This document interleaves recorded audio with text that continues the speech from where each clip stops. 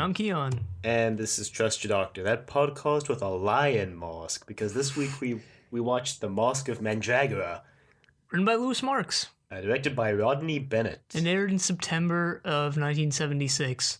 Yeah. So yeah, apparently we pronounced it wrong last weekend, though I looked it up online, and apparently Mandragora, which is how we pronounced it last week, is an alternate pronunciation, so I don't know. I guess that makes sense. In the serial, they pronounce it as Mandragora, though, so... Yeah, I think it's just another Omega situation where we're going to be going with that, so... Makes sense to me. They only say it like 3 times in the entire serial, so... Yeah, I guess. I mean, the Doctor says Mandragoran energy, or whatever. The Mandragoran helix. Yeah. He says helix energy more than anything. Yeah. Not that Mandragora / the helix energy were really even the main villains of this serial, but... They were the main villains through Hieronymus. Yeah. Almost reminded me of a Master serial, to be honest, but... They were villains by proxy. So, yeah, anyway, it begins with the Doctor and Sarah wandering around the TARDIS interior. Yeah, and the Doctor finds the secondary control room, I guess, and then he mentions it used to be the primary control room, because there's a frilly shirt in there and a shaving mirror. I like to imagine back when he was the first Doctor, he would shave in there. He just decommissioned the control room and used it as a shaving room.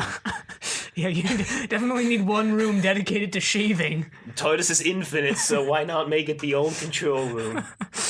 Apparently this control room lasts for this entire season. Apparently they switched to it for some reason. I'd like to know if they explain that or not. Or if the Doctor's just like, yeah, I like this one better. Well, it's all wooden. Yeah, and it looks way less high-tech than the real, the primary control room. But yeah, I think he uses it. Yeah. And they wind up in the Mandragora helix, or whatever it's called, which was some Mind Robber episode 1 level stuff. Except it didn't go on for that long, so that's good. Yeah, they kind of walked outside of the TARDIS into this infinite featureless plane, and then some red spiral energy thing came shooting at them, so they hid behind the TARDIS. And then it disappears, and the Doctor naively assumes it's just gone. Well, yeah, so they get back into the TARDIS. There was also that sort of ring of crystal-looking stuff, I guess. I don't know. But they get back into the TARDIS, and they're like, well, that was weird. So then they head to 15th century Italy. But not before we see some goings-on there. Some goings-on. With the Duke of... The Duke of San Martino. San Martino, I guess, dying. And I thought, I'll just say right now, I thought they were in Spain for like the entire episode for some reason. Even though they probably said they were in Italy at some point during episode 1, I guess I just missed it. Well, Sarah says at some point, like, hey, how come I can understand Italian? Yeah, that's in episode 3, but I'm pretty sure they would probably have to mention it before that. Yeah, the Doctor probably mentions it when Sarah goes off to bite into an orange with the peel still on. That's also why I thought they were in Spain, because, Spain and Portugal, known for, like, oranges, I guess. Anyway. Yeah, so the Doctor and Sarah land in Italy, medieval Italy, and the Doctor's like, something must have thrown us off course, because I definitely did not land here. You find out later it's the helix energy. I mean, I don't know what the Doctor thought happened to the helix energy. Like, it just disappeared or something. Yeah, and he probably should have guessed that it was, still present right now, right at this point, but I guess he doesn't. So, whatever. Yeah, Sarah goes wandering off. She sees some oranges, I guess. I thought that she said they were oranges, but when she bit into it, it was definitely an apple. Had to have been an apple. Well, maybe she didn't, Elizabeth Sladen didn't want to bite into an orange with the peel on, understandably, so they just had her bite into an apple instead. I don't know. It's definitely an orange. Well, I mean, in universe, it's definitely an orange. Well, she wanders off, and the Doctor's kind of discerning where they are. We should know that the Doctor's coat changed again. He's not wearing the light grey one anymore. It's like a dark brown maroon color. Right. We should also note that they changed the font in the intro sequence to a serif font. Looks kind of worse. But I mean, it's not. I'm not. I'm not gonna be like, oh my god, the show is ruined. They changed the font. Well, I mean, we're not font experts. Typographers, is that the word? Typologists? I know so little about it that I don't even know the term. There's people who like study fonts and just make fonts for a living. Yeah. Like, what's his name? Frutiger. Who's that? Some guy who made a font named after his last name. Oh. Okay, well, yeah, we're clearly not those people. So anyway, the doctor goes off looking for Sarah and can't find her, so he runs across some guards. Well, some townspeople first, then they run away when they hear the guards coming. Oh, yeah, right. It's actually at some point cut. So you don't see Sarah, but then when the doctor goes to go find her, it cuts to a scene of a limp, I guess knocked out Sarah being carried by black-robed figures. Yeah. through the forest. Right, maybe we should go into more detail about the Duke dying, because we just kind of mentioned that he died. It's kind of a big thing.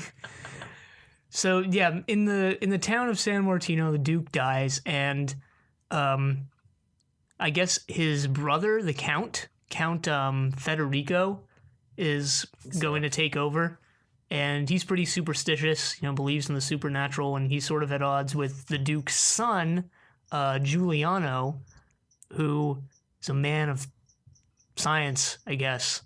Yeah, so the Duke, well, the Count Federico is a man of science, and he's pleased when the doctor shows up later, but we're not there yet, because first the doctor has to be humorous with some guards. They ask him what he's doing out, and he says he's looking for a girl about yay height with orange juice probably down her chin.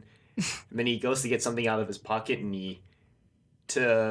I guess, hold the apple/orange that he was holding, kind of skewers it on the guard's sword. Yeah. And I forgot what he gets out of his pocket, actually. Something to help him escape. I don't remember that much. Yeah, I don't remember either. Yeah, he kind of rummages around in his pocket and pulls out something, and then I guess chucks it at the guard and runs away. And runs into the procession that's carrying Sarah and threatens them. Tells them to put Sarah down. And, well, he knocks out he thinks he's knocked out one of the cult members, but they get back up and just knock the doctor out with a rock. So, that went well for the doctor. But at this point, he heads into town, I think, to the actual town of San Martino. Yeah, when does he see the dude in the forest die? Or, get zapped or whatever by the helix? I don't think he does see it. I don't think he finds out the people being zapped till they show him the guard's body in episode 2. Oh. Okay, so I guess we see at some point, or, the viewer sees, like, some guy getting zapped by the helix energy that's obviously still there, if you hadn't already guessed. Yeah. So yeah, the doctor, I guess, heads into the town, and is sentenced to execution. I guess he talks with, Federico first, or maybe that's later. I don't know. The episodes are kind of blurring into one another. Well, he talks to the Count Duke, who's Federico's, who is Federico? There's this weird political intrigue going on where Federico's nephew, I guess, who was the son of the Count who died earlier, is a man of science. And he's really happy when the doctor shows up, but they're kind of at odds with each other, and the Duke thinks that the Count, the Count being the nephew, is plotting to take over his power, so he wants to kind of off him using Hieronymus, who, I don't know if we mentioned, but he's kind of the court mystic, I guess. Yeah, he's, I guess, an astrologer. Yeah, that would be it. And he foretold the Duke, the previous I'm just going to call them the Duke and the Count, because, Well, the previous Duke. Okay, the previous Duke, whatever. Yeah, because Federico technically takes over the position of Duke when the previous Duke dies, which is why he's worried about his nephew taking over his power, even though the new Duke is still referred to as Count Federico for, like, the whole thing, for some reason. Yeah, which is why it's easier to refer to him as the Count. Then what are you going to refer to the nephew as? Giuliano, I don't know. We could just call them Federico and Giuliano. It's probably easier, to be honest. Count Dooku. Count Duke. Federico. Anyway, God, what was I even saying? Right, Hieronymus is like the court astronomer who predicted the previous Duke's death, and Giuliano's still just like, nah, you're a hack. Yeah, they think that Hieronymus or his cohorts might have poisoned the previous Duke, and that's how they correctly predicted his death down to like the minute or something ridiculous. I think when the doctor woke up, he did witness the helix energy, at least. I don't know if he saw it kill the peasant, but I don't think he knows that until they show him the body later. But when he comes into the court, he starts raving about helix energy, and Federico's like, yeah, I don't believe you. Just execute him, guys. So they get ready to execute him. Meanwhile, Sarah has woken up in some sort of cult dungeon thing.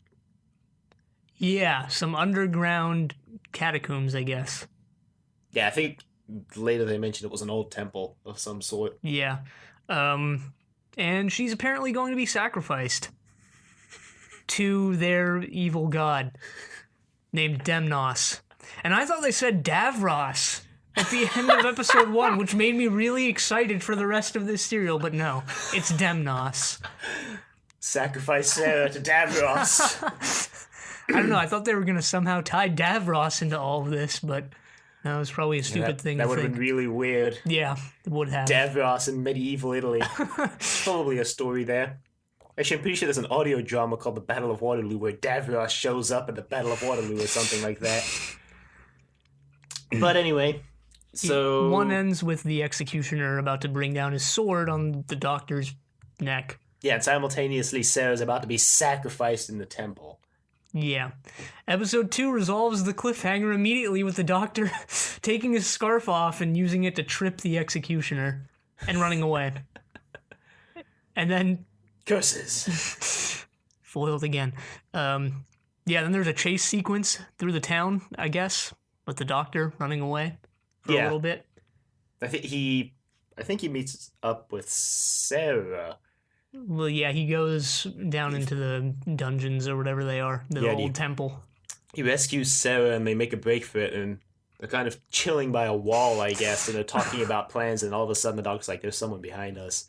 And it's the guards, so the doctor's like, well, I guess we're going to get executed now. But it turns out it's actually Giuliano's guards and not Federico's. I guess there's just a break in the guards forming two factions. Yeah, I think that kind of stuff probably happened pretty often back then. I wouldn't know, though, but... Yeah, well, I mean, when your new duke is pretty shady and probably only got there because the previous duke was murdered, you know... Lyndon B. Johnson? No. Anyway. Wow. Anyway. Giuliano harbors the doctor and Sarah. Right, like we mentioned, he's a man of science. So him and the doctor... Except it's like medieval science. Yeah, so they still think the world is flat. Except for Giuliano, who's like, I think the world is round. Yeah, but that plot thread never goes anywhere. It's not really a plot thread. He uses it to try hit on Sarah later when they're hanging out at the fountain. Yeah, and that really never goes anywhere either. Honestly, thank goodness. I was like, if she goes out here... Yeah, if she goes out here... Another Vicky situation, I guess, but... And Susan. Yeah, but Susan's was better. I guess now would be a good time to mention that Sarah actually was supposed to go out at the end of last season, but Liz Sladen saw the script for this specific serial and was like, hey, I really want to make that serial, so she extended her contract. How long, we don't know, but... But based on what happens at the end of this serial, I'm pretty sure it's the next one. Yeah, it's probably the Hand of Fear, like we predicted last week. So yeah, we might be right for once. Previous prediction was wrong, but this one might be right. But yeah, so there you go. Fun little fact for you for wondering why they kind of just ignored the fact that Sarah should have gone out in Seeds of Doom when they actually landed in London for the whole serial. Yeah, and I guess that would explain why episode 6 felt so bare bones compared to the rest of them, because they probably had to rewrite it to remove her right out. And, I'm not really sure why she would want to, or why she was so eager to do this serial, because, it wasn't that great. It was pretty good, but... Well, maybe she has a soft spot for medieval Italy, I know. even if it's not a good serial, like if it's a topic that you find interesting, you'll want to make it, right? So I guess. I don't know. But anyway, Giuliano kind of gives the doctor and Sarah the rundown as to what's going on. yeah, and by rundown you mean, all right, the previous Duke died. Pretty sure Hieronymus did it, and there's a cult in the city that worships some god. The doctor's like, cool. Probably Helix energy involved. Mainly because they have a guard's body that was zapped by the Helix energy in the previous episode. The Right. doctor's like, yeah, that's pretty shady. Yeah, some of the guards, I think that it was a fire demon who did it. And, maybe they're not far off, but yeah, the scorched body looks pretty weird and I guess kind of gruesome. It's all like blue and scabby. Well, it was zapped by a fire demon Yeah. or something. Who knows? Who knows with the nose thing? Yeah, no, he was actually just killed by Helix energy. This is the guard in the first episode, but Yeah. anyway. Right, so I think at this point the doctor wants to go investigate the cult, right? Yeah. Episodes 2 through 4 are kind of blending together. The Mandragora Helix has actually arrived at the cult meeting where Hieronymus has, I guess, been empowered by the energy, because the energy tells it if anyone else stands where you're standing, we'll kill them. Except way more threateningly than that. Yeah, and I mean, I don't think we mentioned, but yeah, Hieronymus, if you hadn't already guessed, it's pretty obvious, but he's the cult leader, so there you go. Yeah, he's also killing off the Duke and the Count. The current Duke wants Hieronymus to predict Giuliano's death and then enact it using poison, I guess. Yeah. So, the Duke is also pretty shady for the whole serial. Yeah, until he switches allegiances right at the end, and then... And by switches allegiances, you mean just kill everyone if I don't come back, even though I know I'm not coming back. I guess, and then, he kind of... Okay, we're getting ahead of ourselves. So the doctor goes to investigate the cult with Sarah, and Giuliano follows because he's going to show them a back route to get to the cult. Oh, so they don't, this scene. So they don't have to go through the palace with all the guards who are on high alert looking for the doctor and Sarah because they're wanted fugitives. Well, the doctor at least is. Right, so they get there, and the doctor goes down while Sarah and Giuliano kind of stay outside. This is when Giuliano tries to use his round earth theory to hit on Sarah. But Sarah's kind of absent-minded, like, what's the doctor doing? And the guards show up, and they're like, well, I guess we're going to kill you now. And Giuliano whips out a sword and is like, bring it on. And Sarah just immediately hightails it. Like, as soon as she sees the guards, she just immediately turns around and runs. Which, I mean... Well, she doesn't have a weapon like Giuliano does. Yeah. She knows the doctor does because the doctor took a sword when he went down into the cave. So I think she's running to get the doctor because he's got a sword, and 2 versus 5 is better than 1 versus 5. Yeah. So she does. She goes down and gets the doctor. Yeah, episode 2 ends on she them gets sword captured. fighting before Sarah gets to the doctor. Does she get captured here? She gets captured again. Great. Yeah, she does, I think. Pretty sure it's here where the black-robed cult members capture her again, and, the doctor comes above ground and they start fighting. And they sword fight for a while. Right, the doctor knocks one of them out immediately, and I don't know, he just... it didn't look like he knocked him out, but, I guess you kind of just have to assume that he does, because he kind of just throws the guard behind him, and I was like, why doesn't the guard just get up and stab him in the back? Yeah. Doesn't really matter. Giuliano gets wounded, but that plot thread never goes anywhere either because they kind of just ignore it when they get back to their room, I guess. Yeah, and I mean, how much time even takes place, or how much time even passes between 3 and 4? It seems like a sizable amount of time. Day. Well, it seems like a day to me. Yeah, well, as soon as they get back to the house, it seems like a day because now Sarah is in the cult, and Hieronymus brainwashes Sarah to kill the doctor with a poison needle. So she goes back to the hut, and the doctor's like, oh, hey, Sarah, where do you come from? Yeah, they find her down in the catacombs, and that's when she asks how she can understand Italian. And she's like, come to think of it, I've never even thought of that before. How can we understand what everyone in the different time periods / planets are saying. The doctor's like, I'll explain it later, which basically means they'll explain it when the writers think of a way to explain it. He did explain it later, though. He says to Sarah, it's a Time Lord gift that I share with you. But isn't that not the explanation they give, like, later on in the series? You mean in the reboot? I guess, I mean, I don't know. In the reboot, they imply that... things. Well, in the reboot, they imply that it's the TARDIS that translates it for them, but then further on in the reboot, they imply that the TARDIS's translation is connected to the Doctor's brain, which because the reboot implies that the translation only works when the Doctor's not asleep and is alive, I guess, because immediately following one of his regenerations, it doesn't work, and the companion's like, what's going on? And then she knows that the Doctor's back up on his feet when the translation starts working, so... It's a weird, it's kind of a hacked together explanation. They kind of hack it together over the years through multiple explanations, but it all seems to fit as one coherent explanation, sort of, kind of. Yeah, well, I think a lot of things on this show are hacked together over the course of years, but anyway. It's something we've never actually thought about either, how they can all just understand all these different alien languages. No, we brought it up in Marco Polo. I specifically remember this for some reason, but anyway. Yeah, you're kind of left wondering, like, was Sarah's brainwashing undone somehow? But no, it's not. She does later.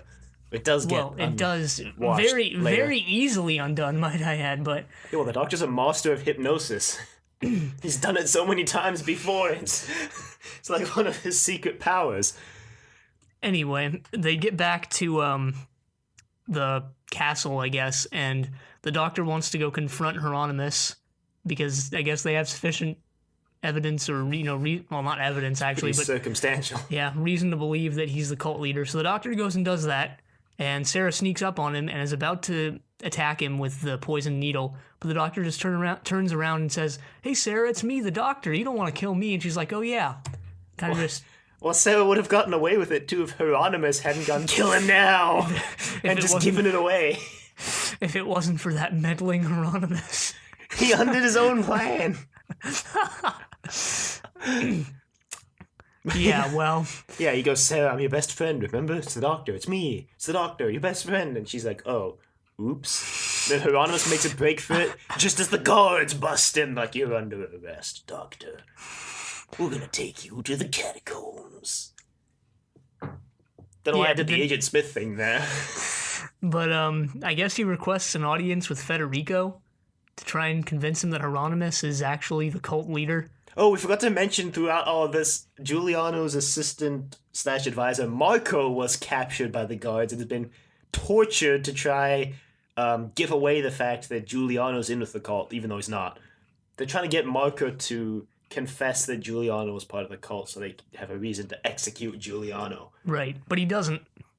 Yeah, he's strong-willed. And at some point, Federico's like, "Let me go in there. Sometimes a soft tongue is better than the heat of an iron," or whatever he says. He goes in and tries to convince Marco to speak, and it doesn't work, obviously. Yeah.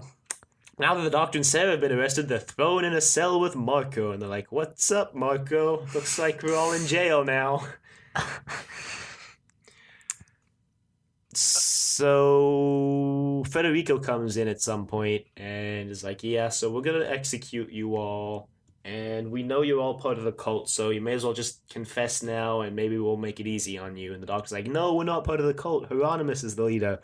And Federico obviously doesn't believe that because he has no reason whatsoever to distrust Hieronymus. Well, I mean, Hieronymus has apparently been apparently to him, been working for him the entire time, so... Yeah, isn't it heavily implied or outright stated that the reason why the previous Duke was poisoned was because Federico wanted him to be? Yeah. No, that's, yeah. Yeah. Yeah, this is some, Hamlet-level stuff going on here. Yeah, now that you point that out, the serial does feel just like Doctor Who Hamlet. With an evil cult. It's kind of weird, because I think David Tennant, who played the 10th Doctor, actually performed in a production of Hamlet. But anyway, yeah, Hamlet. Hieronymus is currently leading some sort of cult activity in the it's the cult temple. game night.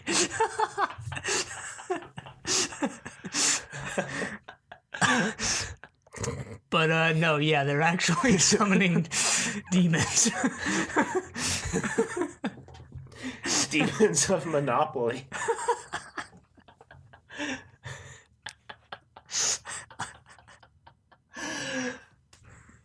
So the Doctor somehow convinces Federico to go down into the temple with him, and he'll prove that Hieronymus is the leader of the cult.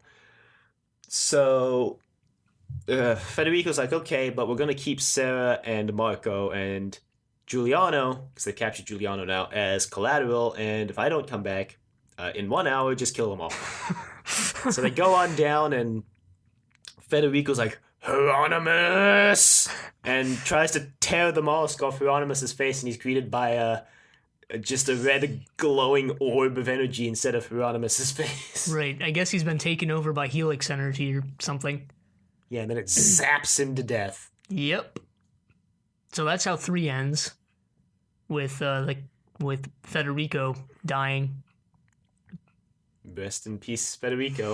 Rest in pieces, because I think he gets vaporized to ash. Yeah, the Doctor makes his way back to the prison. And alerts the guards to the fact that Federico is dead. So it seems like they're about to turn on Giuliano, but then I guess they just switch sides. Yeah, because I think the only side left, I guess. Because I guess the head of the guards wanted to execute them all because Federico didn't come back. But then the Doctor points out that now that Federico's dead, Giuliano's technically Duke of the Kingdom, so the guards all have to follow him. And the guards are like, oh yeah, oops. So yeah, they let Giuliano and Sarah and Marco go. And then it seemed like a number of days passes for some reason. I don't know, they're just kind of hanging out there. But Giuliano is now planning to have a masked ball thing to... Masque. Yeah. I guess that's what the title is signifying, but... Yeah, didn't we look it up last week? Because we hadn't seen that spelling of masque before. So the second definition was like archaic or alternate spelling of mask, like a mask you put on your face. But the first one was like a masked performance. Yeah. Or something like that. But yeah, he's putting on this party to celebrate him becoming the new Duke, and he kind of is reluctant to do it with the cult running around. But Marco convinces him that it's probably a good idea, even though it turns out not to be at all. Yeah, a couple of days might have actually passed because on the night of the mask, there's going to be a lunar eclipse, and that's the day that the Helix is going to try to take over the world, I guess. Right, I think when they were down in the temple, Hieronymus, or what's left of him, I guess, kind of says that, Helix energy will take over when Mandragora swallows the sun or something like that. Swallows the moon. So, yes. The Doctor does some rudimentary calculations using an astrolabe and a telescope. He's been mentioning for most of the serial that he wants to meet Leonardo da Vinci because apparently he's coming to the mosque. So he's doing this rudimentary calculations. Says something like the astrolabe is 1 degree off or whatever, so he has to account for the variance or whatever. And Sarah's just kind of hanging out like, okay, Doctor, you do that. I'm going to be over here not understanding anything you just said. And the Doctor's like, okay, it's going to be tonight at 9:32 or whatever he says, 9 something. And he's like, okay, so I'm going to have to get in there, and if I'm guessing right, I can just drain off the Helix energy. Yeah, so while the mask is going on, the Doctor's going to be down underground trying to stop everyone from dying, which kind of works. I guess he saves the world, but not a bunch of the people in the mosque. But so the Doctor has Giuliano get him a costume for the mosque, because he wants to go when he finishes with Mandragora, that pesky Mandragora. And it's a lion head. Yeah, so he's going down. Really uncomfortable, but pretty cool. Really extravagant. It covered it went all the way down to his shoulders and even farther than that. So yeah. But most extravagant costume out of anyone who was at the mosque. Yeah. So he takes the costume and he has a chest plate, an armored chest plate on, for reasons unknown at this point, but you find out later it's just to deflect the bolts of energy that Yeah, Hieronymus is going to shoot at him. I mean, that's probably what you would guess right when the doctor requests it. It's pretty obvious, but While the doctor's down there, Sarah's having fun at the mosque, I guess. fun, yeah. She has the only mask in the room that's not attached to her face. Right. She's instead holding it and doing a very poor job of holding it in front of her face. Because everyone just knows who she is, I guess. They might have done that so the audience knows who Sarah is, I suppose. I don't know. But she participates in this slow, boring-looking medieval dance. Yeah, it's just like 2 minutes of dancing. It's 2 minutes of medieval dancing. Maybe that's what Liz Sladen wanted to do. Yeah, I'm sure. Hey, we'll never know. So the doctor is in the temple trying to... Well, he set up some stuff, and then Hieronymus comes and he's like, what are you doing? And starts zapping the doctor. And I guess he's slowly losing power, which is what the more and more transparent masked face is supposed to represent. And I don't know. then the cult members at the mosque all reveal themselves because, it was a great idea to have a masked ball where the cult members could just show up and you wouldn't even know. That one with the goat mask looked frightening. Well, there was someone wearing the doctor's lion mask, which confuses Sarah. She's like, Doctor? But it's not. It's a random cult member. Well, the entire room also goes red, which makes it look even more frightening, and a couple people die. Yeah, just start zapping people. Yeah. Bzzzt, bzzzt. So I guess that was their last dance. I don't even know what that's, I don't even know if it's a pun or not, or if it's a reference to anything, but there you go. So the doctor is who knows where, and at some point all the masked ball members run into the temple basement thing, and it looks like the cult is about to ascend into the high heavens or something, but then they all just get zapped and die. It's revealed that the doctor took Hieronymus's place somehow. And he explains how he killed everyone and stopped, the resurrection of Mandragora, but heck if I know how they explained it away. He siphoned off their energy because the Mandragora was spread over so many people that it was worn thin, so he reverse buffeted it and then fed it back into itself, so it killed all the people who tried to channel the energy. I could write technobabble for this show. Yeah. Okay. Well, the main point is that the doctor kills a bunch of people. Again. Not in cold blood, though. Just to save the world, which is like every death every murder he's performed so far has been in the name of the greater good, I suppose. It's not like he's just going around gunning people down like a serial killer. Well, that would be interesting. But yeah, anyway, the day is saved. And, well, for the time being, Giuliano and everyone else is safe. Yeah, the doctor, I think, says something like he wants a salami sandwich or something. What the I don't remember that. What? He asks for, was it a salami sandwich? I think it was, because... And then instead of giving him a sandwich, they just give him, like...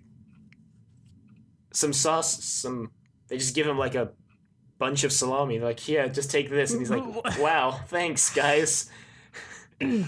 All right. Suppose you don't remember that, because right before they say goodbye, the doctor holds it up. He's like, this is some good stuff. Yeah, I don't remember that at all for some reason. And Giuliano's like, it's us who should be thanking you, doctor. And he's like, no, thank you for this stuff.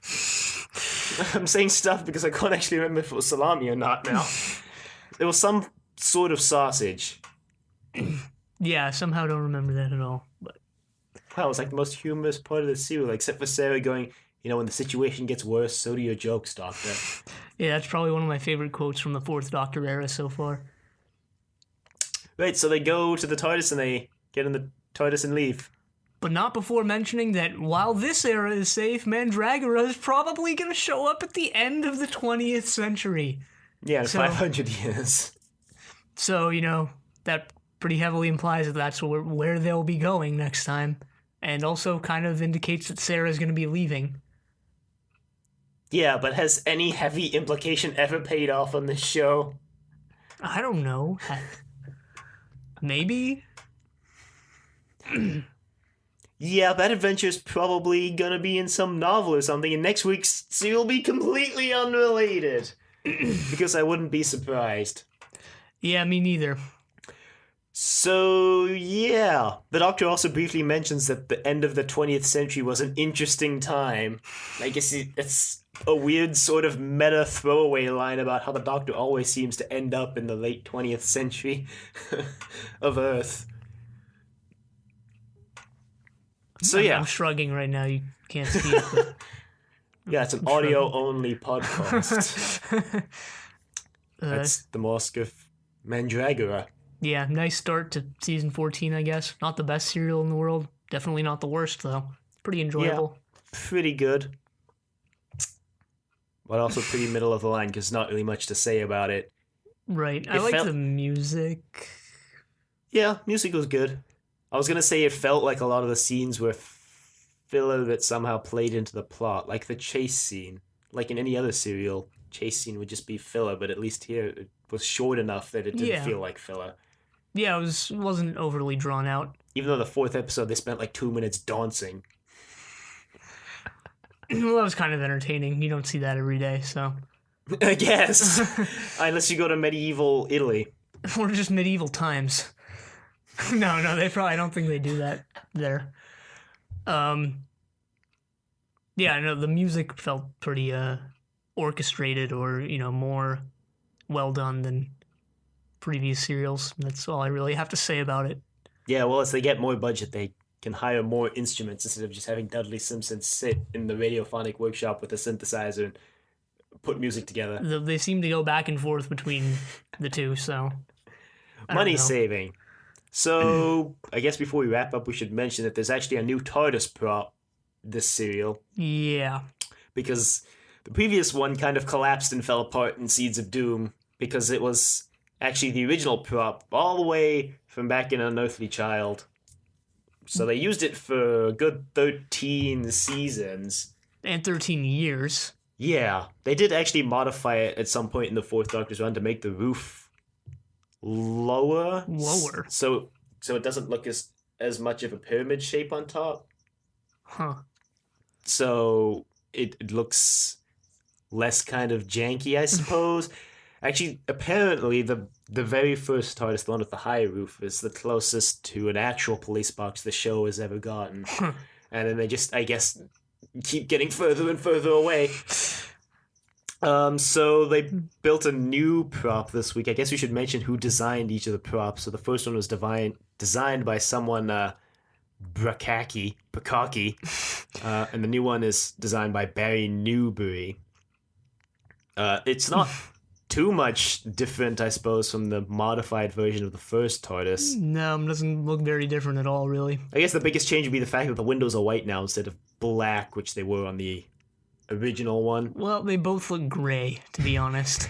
And the lettering is a lot more obvious. The police call box is a lot more blatant, I guess. Yeah. Well, I mean, on this TARDIS prop rather than the previous one. Also, the lamp on the top is totally different now that I'm looking at pictures of the two.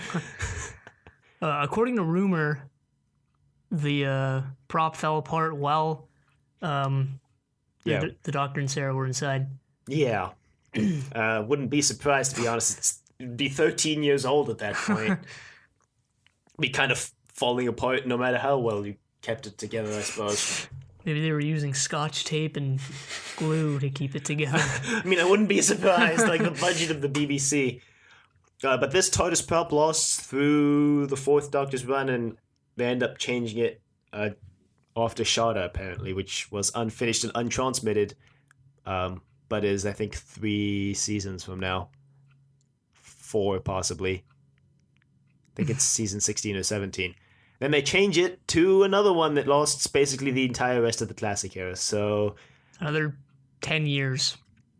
Yeah, and the explanation looks really good now that I'm looking at it. But anyway. Yeah.